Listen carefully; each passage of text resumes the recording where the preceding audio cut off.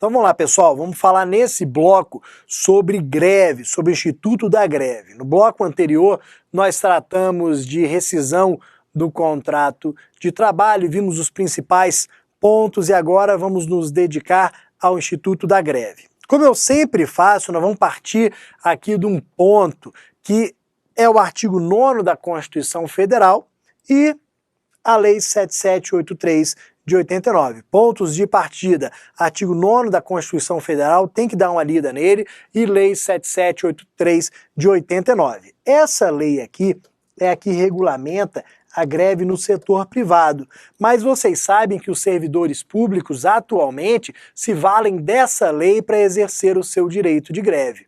Por que isso? Porque o Supremo reconheceu diversas vezes em mandados de injunção a omissão do legislador na regulamentação do direito específico de greve deles, na criação da lei específica para a greve do servidor público.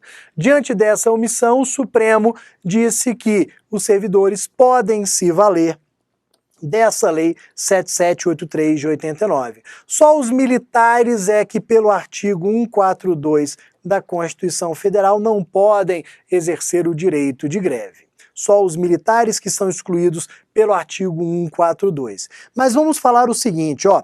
Primeiro dispositivo da Lei 7783 de 89 a ser analisado é o artigo 7º. O artigo 7º aqui que fala que a greve é um período de suspensão do contrato de trabalho. Se ele diz que a greve é um período de suspensão do contrato de trabalho, é porque ele está afirmando que durante a greve eu não trabalho, mas eu não vou receber aqueles dias.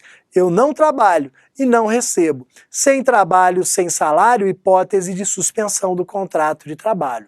Claro que posteriormente, esses dias parados podem vir a ser pagos, ou porque houve um acordo coletivo, uma convenção coletiva, ou porque o próprio Poder Judiciário, no julgamento de um dissídio coletivo de greve, determinou o pagamento, por reconhecer a greve como legal. Então nós partimos numa primeira ideia de que se trata de suspensão do contrato, porque o próprio artigo 7º da lei diz isso. Não trabalho e não recebo salário.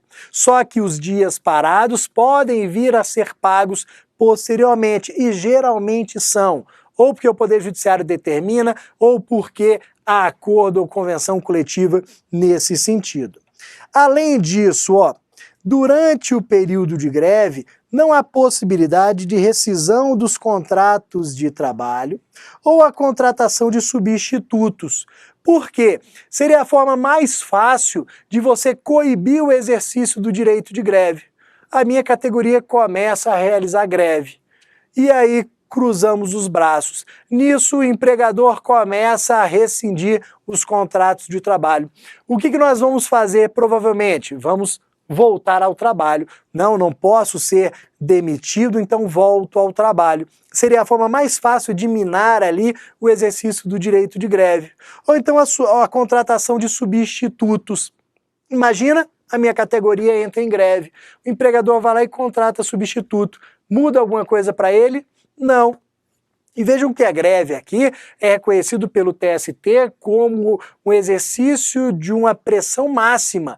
É o instrumento de pressão máxima dos empregados.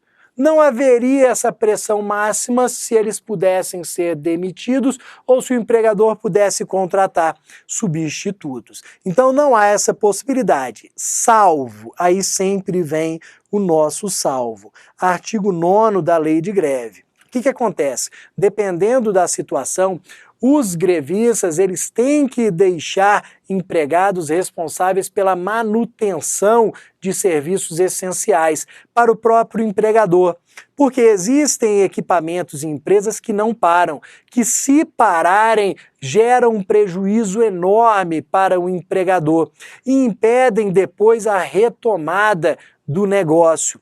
Então, nessas situações, o artigo 9º da CLT diz que os empregados em greve devem deixar equipes para essa manutenção. Se eles não deixarem, aí os empregadores podem contratar substitutos para essas funções, para essas situações. Então, cuidado com isso daqui.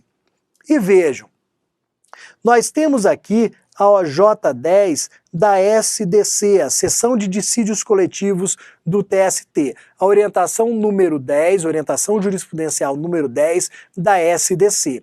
O que ela diz? Greve é um exercício de um direito. Perfeito. Para se exercer um direito, eu tenho que preencher os requisitos legais. Se eu não preencho os requisitos legais, a greve é ilegal, a greve é abusiva. Se a greve é ilegal ou abusiva, dessa greve não nascem direitos. Eu não tenho aqui geração de direitos. Vejam que a greve ilegal, coloquei para vocês, não gera direito aos trabalhadores. Isso está reconhecido na orientação jurisprudencial 10 da SDC.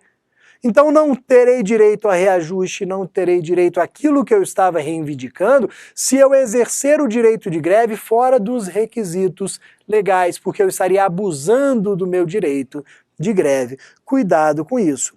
E um dos requisitos mais importantes é a comunicação da greve. A comunicação da greve deve ser feita com antecedência.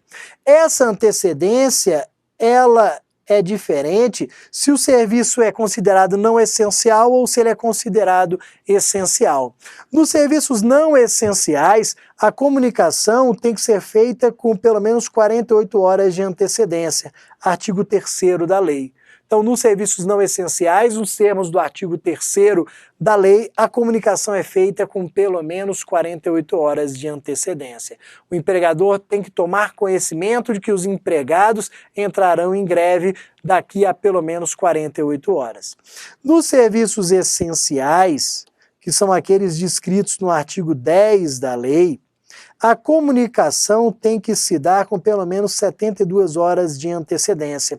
O artigo 13 da lei diz que nos serviços essenciais, que são aqueles descritos no artigo 10, a comunicação será com pelo menos 72 horas de antecedência. E o que acontece? A comunicação aqui é feita ao empregador e aos consumidores daquele serviço. Ou melhor dizendo, vamos colocar aqui a coletividade. Se eu tenho, por exemplo, greve no transporte público. Transporte público está no artigo 10 como serviço essencial.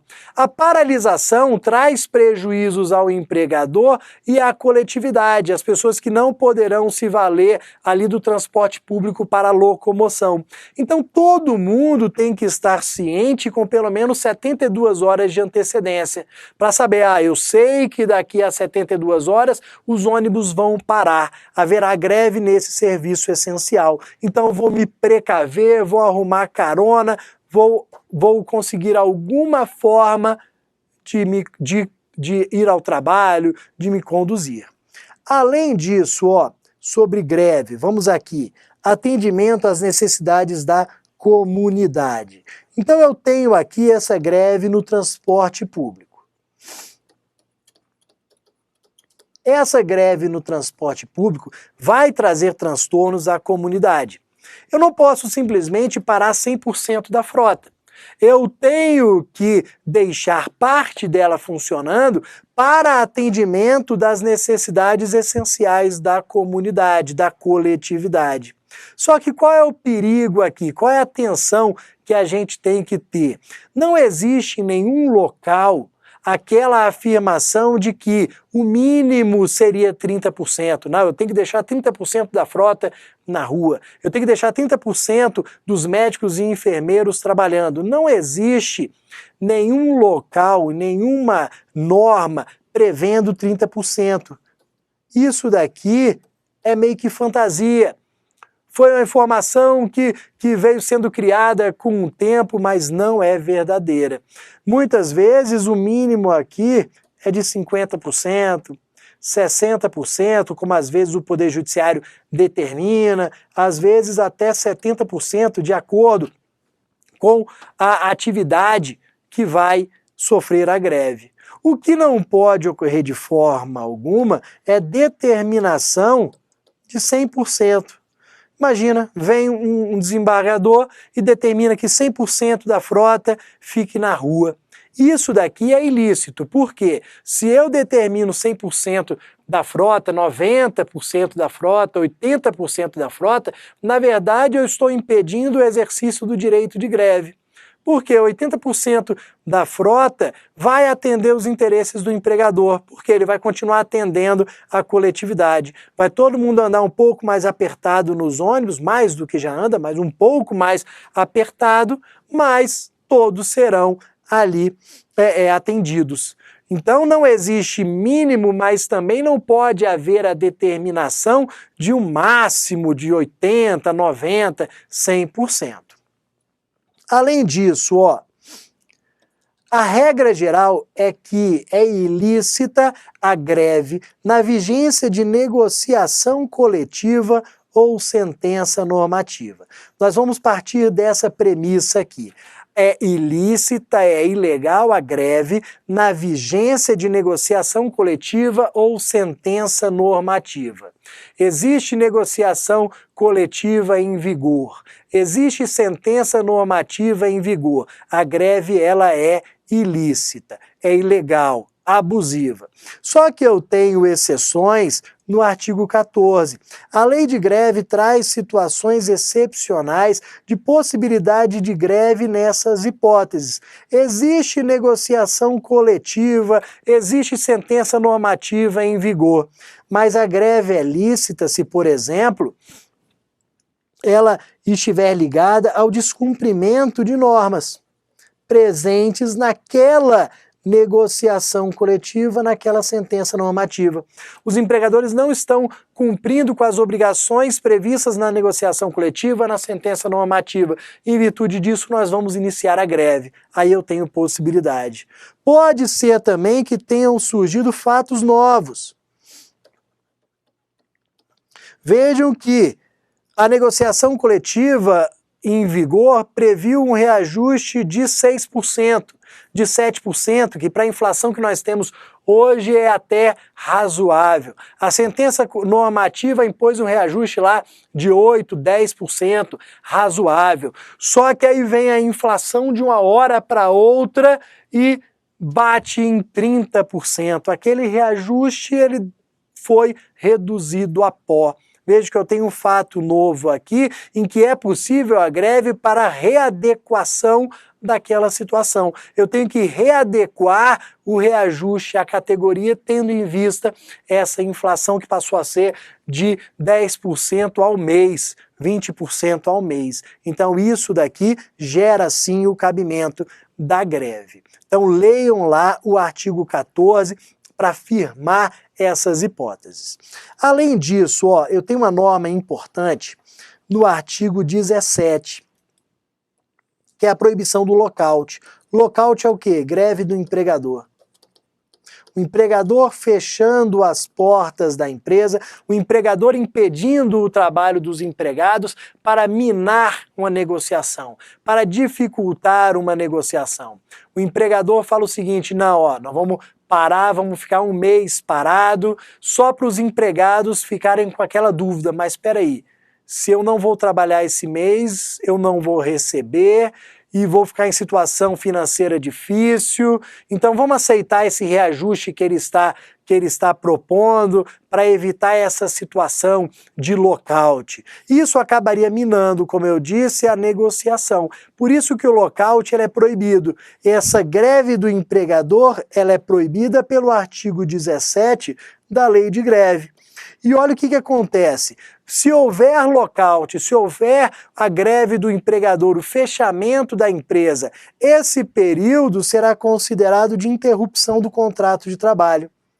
Vejam a diferença para o artigo 7º. O artigo 7º fala que a greve é período de suspensão, a greve do empregado. Já a greve do empregador, o lockout, como ele é proibido, se for feito, o período será de interrupção. Se é período de interrupção, eu estou falando o quê? Bruno vai trabalhar? Não, não vai ter trabalho. Mas o Bruno vai receber salário? Vai. Se é período de interrupção, não tem trabalho, mas tem salário. Então nós vamos tomar cuidado com esse ponto aqui. E com isso nós terminamos a parte sobre greve, terminamos esse bloco menor aqui e trouxemos os principais pontos sobre esse instituto. Eu acho que vale a pena dar uma lida na Lei 7783 de 89, porque sempre algum ponto é cobrado de greve. Então, até logo.